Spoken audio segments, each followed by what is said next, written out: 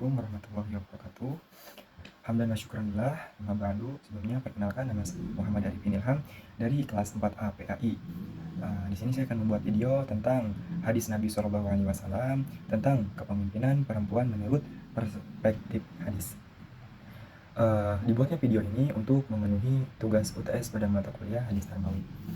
Baik, langsung saja kita ke konteksnya, yaitu salah satu isu penting dalam kontestasi politik di berbagai negara, tak terkecuali negara dengan mayoritas penduduk muslim, adalah mengenai kepemimpinan perempuan dalam realitas sehari-hari maupun kondisi politik terkini.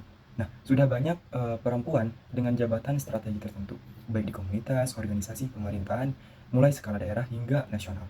Contohnya, kayak seperti Bupati Karawang sebelumnya yang dipimpin oleh Dr. Saika, lalu sekarang Bupati Purwakarta yang dipimpin oleh Ibu Anu, dan lain sebagainya.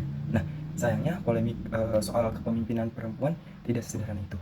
Meskipun dalam kerangka demokrasi, perempuan dapat dan boleh diangkat menjadi kepemimpinan. Nyatanya, dalam mengupayakan hal tersebut, banyak sekali hambatan struktural, bahkan teologis yang menghambat perempuan menjadi kepemimpin. Apa yang disebut pemimpin di sini sangat luas, mulai dari jabatan pemerintahan atau kedinasan, lalu komunitas agama, sampai organisasi kemasyarakatan.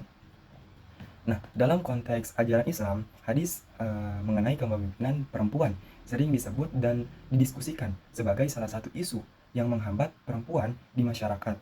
Salah satu hadis yang sering disebut adalah Hadasana Utsman bin Haisam hadasana Aufun anil Hasani an Abi Bakrata qala laqad nafa'anillahu bikalimatin sami'taha min Rasulullah sallallahu alaihi wasallam ayyamal jamali ba'da ma kintu an alhaqa bi ashabil jamali fa aqatila ma'ahum qala lama balagha Rasulullah anna ahla farisa qad malaku alaihim binta kisroqala lan yukliha qaumun walau amrohumum ro'ah. Nah, dari hadis tersebut artinya yaitu dari Utsman bin Hasan, dari Auf, dari Hasan, dari Abu Bakrah berkata bahwasanya Allah Subhanahu wa taala memberikan manfaat kepadaku dengan sebuah kalimat yang kudengar dari Rasulullah SAW pada hari menjelang perang Jamal. Nah, setelah aku hampir membenarkan mereka, Ashabul Jamal, dan berperang bersama mereka, ketika sampai kabar kepada Rasulullah SAW bahwa bangsa Persia mengangkat putri Kisra sebagai pemimpin, beliau bersabda, tidak akan beruntung suatu kaum yang menyerahkan urusan mereka kepada wanita. Hadis tersebut dikutip dari hadis riwayat Al-Bukhari.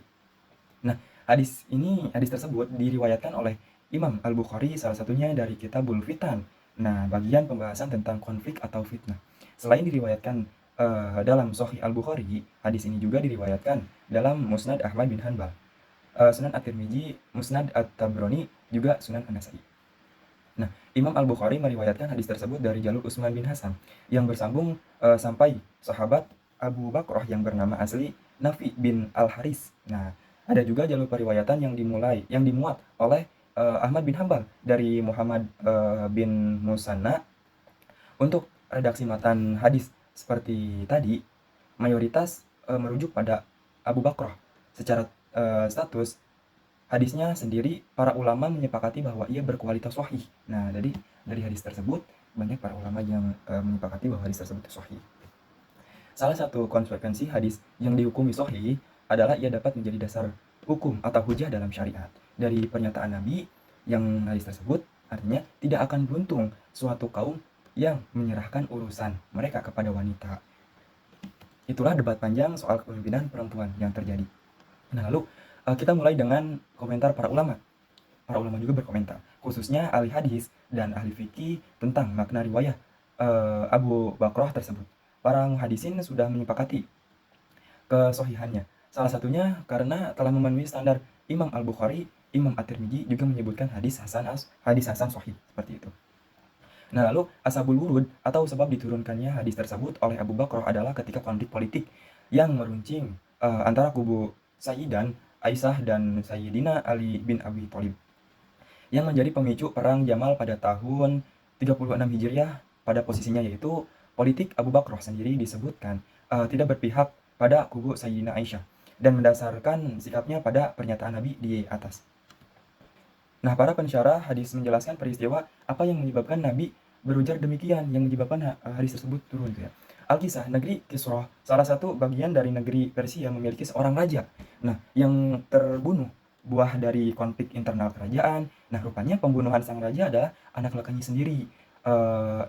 Demi intrik terjadi dalam kerajaan dan singkat cerita diputuskan untuk mengangkat raja dari anak perempuan sang Kisra. Nah, sayangnya anak perempuan Kisra ini kurang sukses dalam memimpin kerajaannya. Banyak diskusi tentang sebabnya, ada yang menyebut inkompetensi, ada juga yang menyebutkan bahwa kemunduran kerajaan itu adalah akibat Kisra menyobek surat dakwah dari Nabi. Maka ia kualat dengan terjadinya intrik dalam istana serta terpaksa anak perempuan yang menjadi raja dan doa Nabi mengenai kemunduran kerajaan pun terkabulkan. Demikian kurang lebihnya keterangan dalam Irsyad Irsyadus Syasih Sahih Al-Bukhari karya Imam Al-Qastani dan Taufatul Awadi Syekh Sunan At-Tirmidzi karya Imam Al-Bukhari mengenai diskusinya dalam syariat. Syekh Muhammad Al-Aini dalam Umdatul Qori Syekh Sahih Al-Bukhari mengutip pendapat jamhur ulama tentang istinbat hadis tersebut. Perempuan tidak dapat menjadi sebagai qadhi atau hakim. Meski ada pendapat minor di kalangan madhab Maliki yang memperbolehkan. Komentar serupa juga dapat ditemukan dalam Sarah Sahih Al-Bukhari lainnya, seperti Irsyadus Sari karya Imam Al-Qastalani maupun Fathul Bari karya Ibnu Hajar Al-Asqalani. Tidak hanya tidak boleh menjadi qadhi dalam urusan perkisruhan dan imamah kepemimpinan pun ia juga dilarang. Lalu mengapa jumhur ulama berpendapat demikian? Salah satu argumen disajikan oleh Imam Al-Munawi dalam Qadir tentang hadis tersebut disebutkan bahwa suatu kaum atau golongan tidak akan sejahtera jika dipimpin perempuan karena lemahnya pemikiran perempuan. Selain itu, berdasarkan keterangan Al-Munawi, perempuan adalah aurat, merupakan suatu pandangan bagi perempuan untuk menjadi pemimpin karena pemimpin perlu banyak tampak di masyarakat. Nah, lebih lanjut dalam Subulus Salam Syekh Bulughul Maram karya Imam As-Sani diserahkan juga komentar bahwa perempuan telah ditetapkan syariat untuk menjadi pemimpin di rumahnya. Hal ini meniscayakan bahwa urusan domestik kerumah tanggaan adalah tanggung jawab perempuan dan di sanalah ia dapat memimpin. Dengan beragam catatan tersebut, sementara dapat kita simpulkan bahwa pandangan ulama klasik yang dominan adalah tidak tepatnya mengangkat perempuan sebagai pemimpin. Dalam hal tersebut adalah terkait persaksian qadhi serta imamah kepemimpinan pemerintahan. Nah, disebabkan muatan hadis ini, ulama kontemporer mulai mengkaji dengan sudut pandang lainnya. Muatan hadis Abu Bakrah tentang perempuan tak layak menjadi sebagai pemimpin ini tersejalan dengan semangat surah At-Taubah. Jadi di dalam surah At-Taubah yang berbunyi Bismillahirrahmanirrahim, wal mu'minuna wal mu'minatu ba'duhum awliya'a ba'din ya'muruna bil ma'rufi wa yanhauna 'anil munkari wa yuqimuna sholata wa yu'tuna zakah wa yuti'una Allah wa rasulahu ulaika sayarhamuhumullah innallaha azizun hakim. Yang mana artinya orang-orang yang beriman laki-laki dan perempuan sebagai mereka menjadi penolong bagi sebagian yang lain. Mereka menyuruh berbuat yang makruh dan mencegah perbuatan yang mungkar, melaksanakan sholat, menunaikan zakat, dan taat kepada Allah dan Rasul-Nya. Mereka akan diberi rahmat oleh Allah Subhanahu wa Ta'ala. Sungguh Allah Maha Perkasa, Maha Bijaksana. Surat At-Taubah ayat 71. Nah, selain bertentangan dengan Al-Quran, sebagian ulama kontemporer meninjau bahwa kasus hadis tersebut bersifat khusus ternyata hanya dalam konteks cerita Raja Kisroh tadi.